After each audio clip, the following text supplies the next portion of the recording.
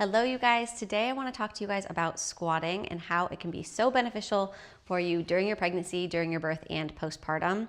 I know that we all incorporate squats often into our workouts, but maybe you don't know why you're doing them, what they're beneficial for, or maybe you're not incorporating them and you want to know why you should be. So today we're going to be chatting about the benefits to active and sit squat, so passive squat, during your pregnancy, during your birth, and postpartum. And then I will demonstrate for you what those look like and how you can put them into your everyday practice.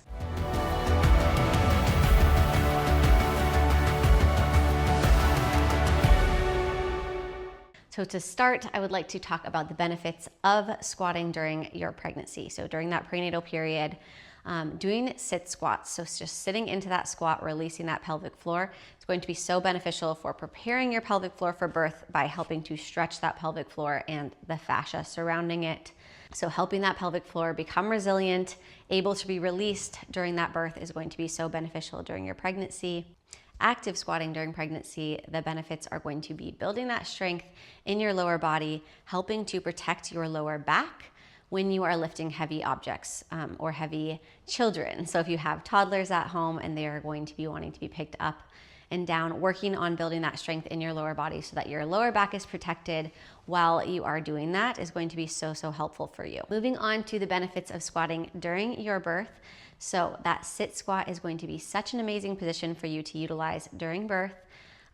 It's going to help get that tailbone out of the way, help to release that pelvic floor, help gravity do its thing, so help that baby get engaged and then come out into the world. Finally, during that postpartum period, doing those active squats as well as those passive sit squats are going to be so beneficial, so helpful. We want to create a resilient pelvic floor, so we don't want our pelvic floor to be too tight or too loose, so doing the active squats plus those passive sit squats is going to be the best combination, making sure we're incorporating both to help resolve any incontinence that you are experiencing as well. So helping to restore that pelvic floor, resolve that incontinence, doing both of those squats is going to be the best combination always. So learning how to incorporate those into your everyday practice is going to help you so much with regaining that pelvic floor function after delivery. Okay, so now let's get into a couple different things about form during your squats so that you're thinking about these when you're incorporating them into your workouts, into your everyday movements, etc. So doing active squats, starting with those active squats. So I'm sure that you are incorporating these into your workouts, but now you can think about this form even more. And even when you are lifting up, again, those toddlers or heavy objects, thinking about this form. So we're going to inhale on the way down. So first of all, creating this space with our legs, space for a growing baby. If you are pregnant, you are going to inhale on the way down, keeping a flat back as you come down. And then exhaling, pressing through those heels, thinking about squeezing those inner thighs as you come back up, keeping that flat back on the way up. So you're inhaling, exhaling, pressing through the heels, hugging that baby in and up as you stand.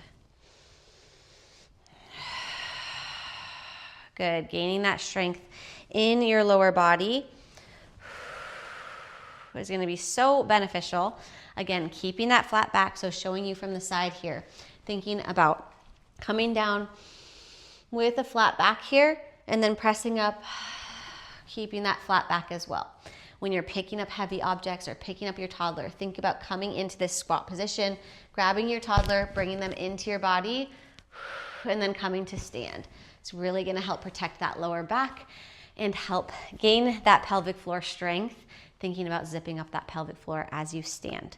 Coming into that passive squat, you are going to go into that same position with your legs, thinking about inhaling on the way down. I'm using this chair to show you how you can utilize a chair to help you get into this position. So you can come down holding on to the chair. If you need to stay here for a little bit, that is fine. You can rock side to side through those hips, using this chair to help you. And then when you're ready, you can take your hands off, pressing your elbows into your your inner thighs, and then rocking side to side through each leg here. Breathing into it and releasing that pelvic floor. You can also use a wall to help you here. And again, thinking about exhaling on the way up, pressing through those heels, bringing that pelvic floor up as you stand, always with good form, thinking about protecting that lower back.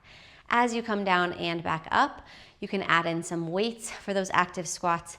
You can do these passive squats when you're at a sink, holding on to that counter and sitting back into that passive squat, sitting into that sit squat, breathing into it. You can sit into it for as long as you want. Just making sure we are incorporating both of these into our day.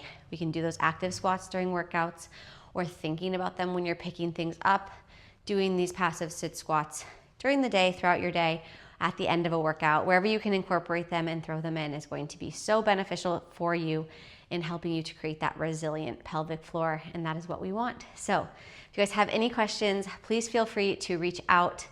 I have workouts where you can incorporate both of these into your workouts. So if you're interested in those, please reach out to me on Instagram at Kate Pangos, or on my website, katepangos.com.